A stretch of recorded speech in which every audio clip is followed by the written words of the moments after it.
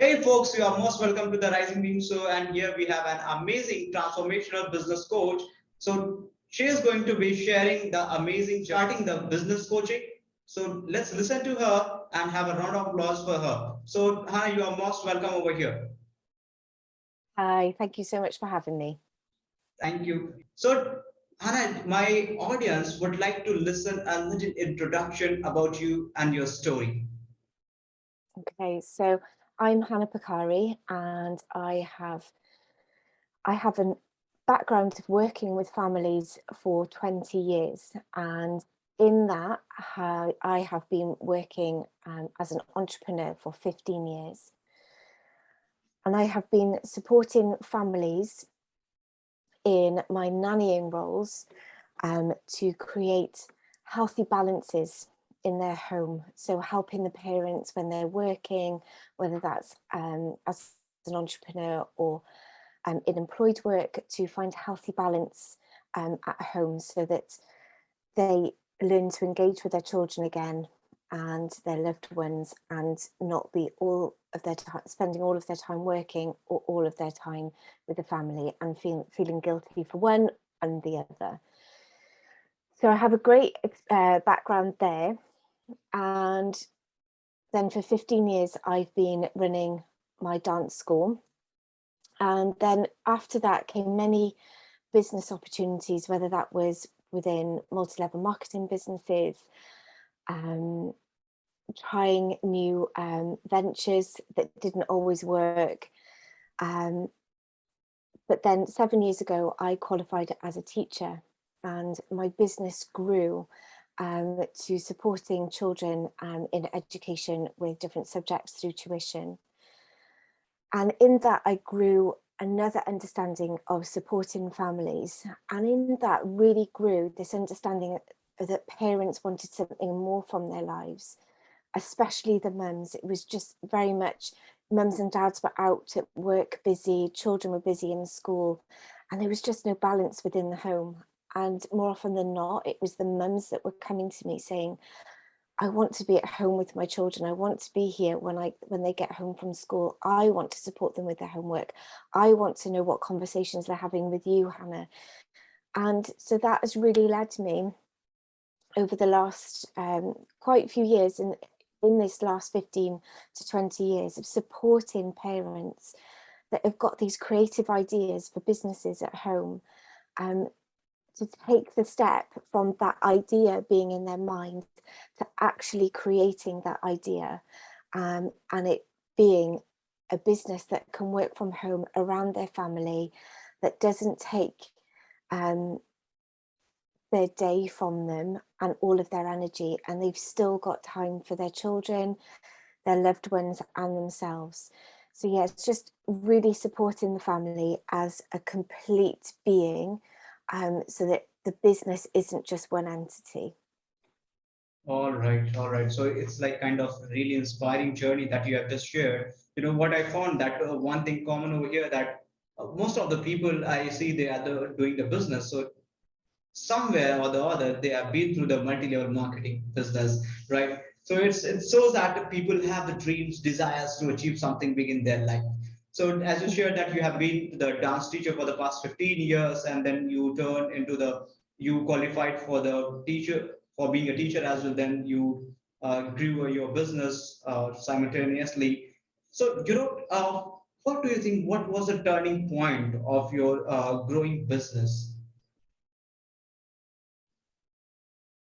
Gosh, I think for me personally, I think actually COVID was a big turning point, and all of us having to work from home. There was no choice. We had to work from home.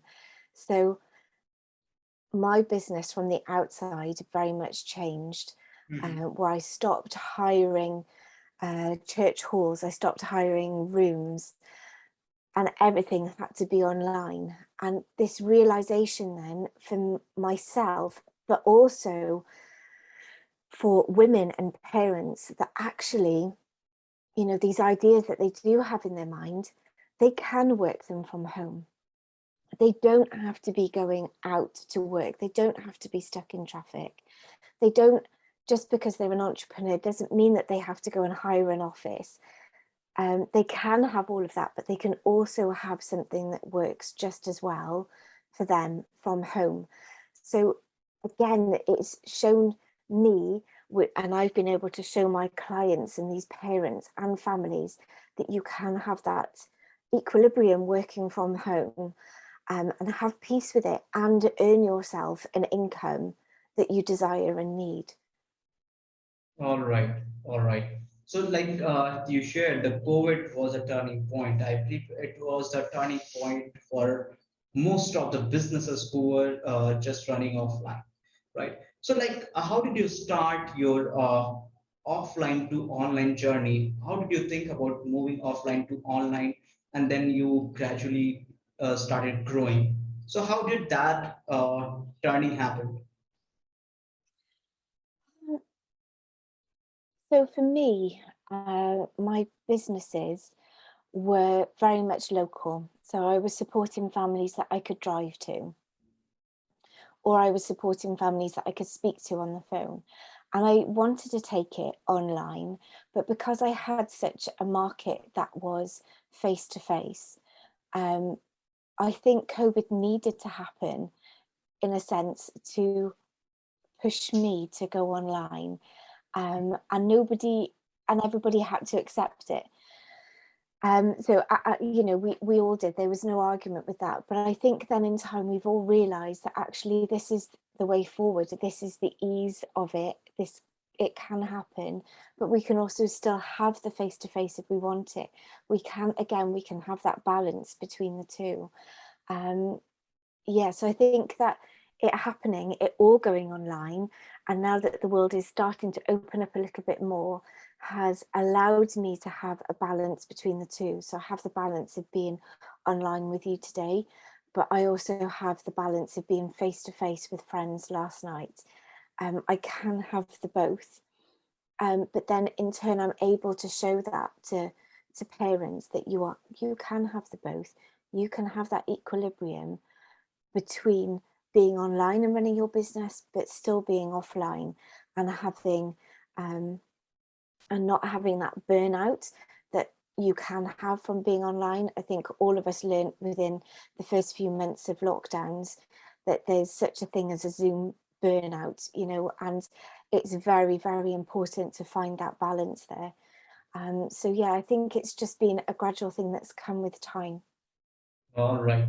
So yes, exactly. Like the COVID was kind of, it pushed everyone whosoever was there online, if they're sorry, offline, and their business was capable of taking online. So everybody just, transformed that way of doing the business in the online world. So yeah, like that's a quite interesting journey. So here are my couple of questions about the business that you are doing.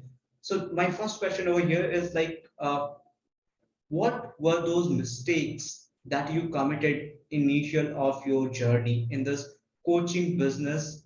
Initially, when you started, teaching those parents, the parents who were stuck. So, what were the mistakes that you committed in the starting journey?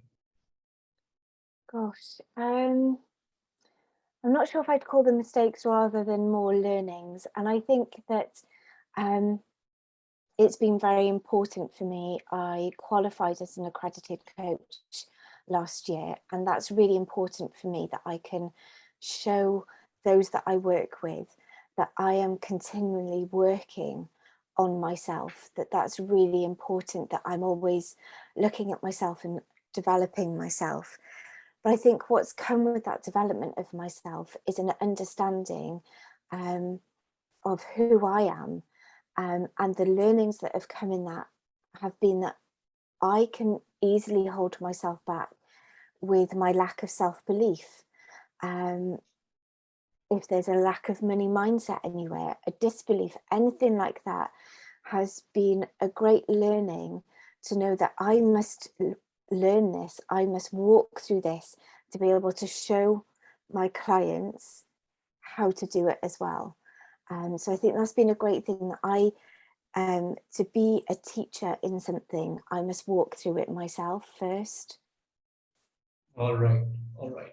So these were the mistakes that you committed in the initially. So how do you think, like, if somebody is there, so what would you suggest that if they can avoid the mistakes? Avoid the mistakes. I would say for anybody that's in business, wherever you're out, whether it's a small business from home, to whether you're in corporate business, wherever you are in the business world, I would say look to have that accountability, look to have a business coach for yourself. We never stop learning. As a business coach myself, I have a business coach. It's very important for me to continually learn. And to have that accountability, whether you have that accountability with a loved one, with a friend, with a business partner, always have that accountability so that you're not always stuck in your mind and within your mindset. You've got somebody that can pull you out of that and show you that there's something bigger here that you're stopping yourself from working towards. So I would say for anybody, whether you are in business or you are looking to start a business, invest in a business coach that you know will work with you. All right, all right. So you just meant saying that one can look after a mentor who is there, like whatever you want to do, and find a best mentor in that field, and then follow what he Yes, is saying, right? All right, yes, perfect, perfect. So this is what one can learn from the mistakes that is being done, right? So here's my the next question is over here is like, what are the myths, like what are those myths about the work that you are doing, like in this coaching business? gosh. A myth in a coaching business. I think perhaps, as I said before, that we don't work on ourselves, but actually it's really important as business coaches that we are working with a business coach ourselves, that we have that accountability.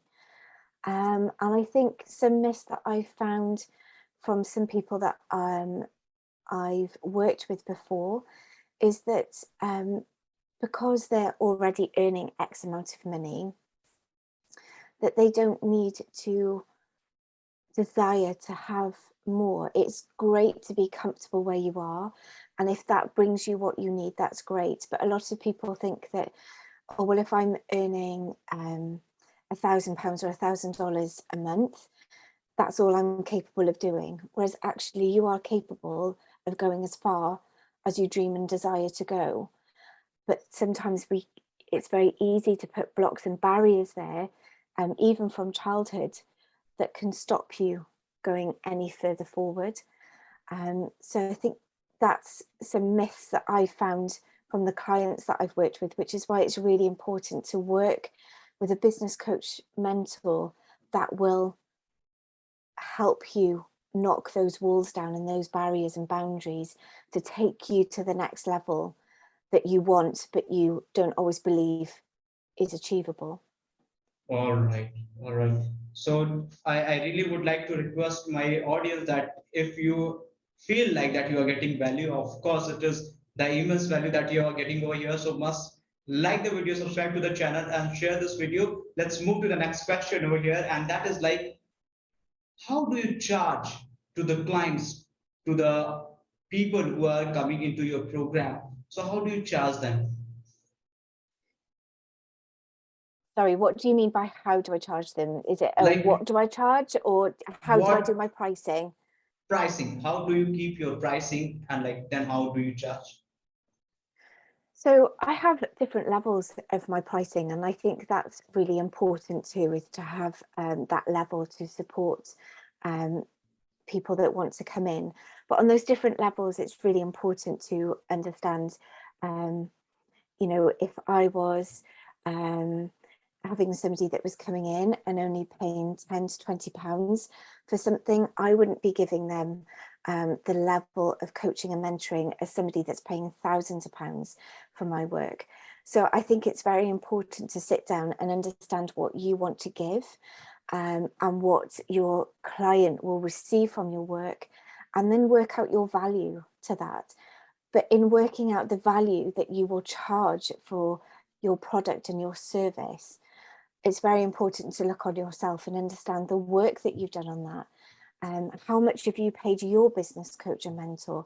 How much have you paid for any accreditations and courses that you've done? So what value is that giving the product and the service that you're giving?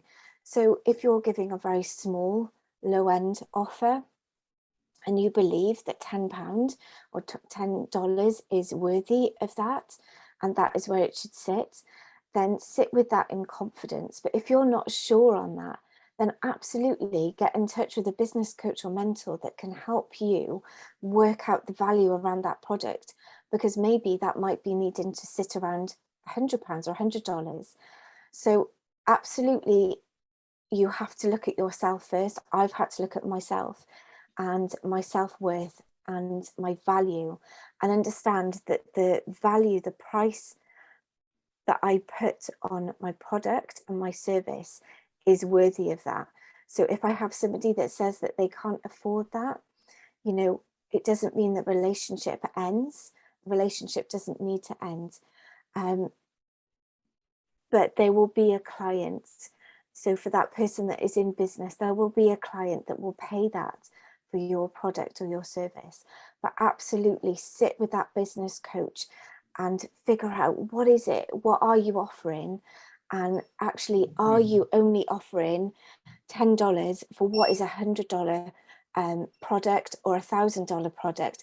Are you undervaluing yourself because you don't believe that you are worthy of charging more? Absolutely look at who you are, what your worth and your value is, which is huge. You are worthy of so much that actually that relates to your product and your service too, and your clients will relate to that. All right, perfect. So I must say that as you have emphasized a lot, that if you aren't able to figure out yourself how to keep the pricing, how could you charge to other people? So you must figure out a mentor. And I strongly believe the people who are looking for a mentor, they can find you and they can jump into the joining your group. They can find the link into the description. I will keep it over there so they can find it from there. So here, I really wanted to know, let's do a recap. If we talk about helping those people, those specific people that you talked about, so what is a step-by-step guide? Can you share it in just in the short note? Sorry, step-by-step guide as to how I help people, Yes, did you exactly. say? In just short. Okay, so if somebody was having one-to-one coaching with me, it would be very much looking at them as an individual. What is their identity? Who are they? And who do they want to become? If they're looking for the first time to become a business owner, who is it that they want to become? I would then look at their story around who they are, and why do they feel that they are not quite reaching where they want to become. So we'll look very much around the mindset, transformation, and then looking at knocking down those walls, down those barriers in the transformation. And then we would look at creating a strategy to put in place for them to create their business. So that might be a small strategy if it's, just that a smaller business at home, say it's a cake making business at home, and we just need to create that smaller strategy. Or if it's somebody that, for instance, is looking to become a business coach themselves, and we're creating a bigger strategy as to how they're going to call their clients in, how they're going to talk, how will you look on social media, where do you want to go with it? So very much working with the individual at what they want to create, what do they want to create for themselves, for their family, how much money do they want to create, and then looking again at that strategy, which might have to be reworked over time, but that strategy that allows them to create the money and the lifestyle that they desire. All right. So I believe the audience has got the exact point how they can do it step by step. So just moving to the last question. Here's my last question: is like, Is there any tip that you would like to give to the audience? I'd like to give, I think just talking to people today, I would love to say to everyone, please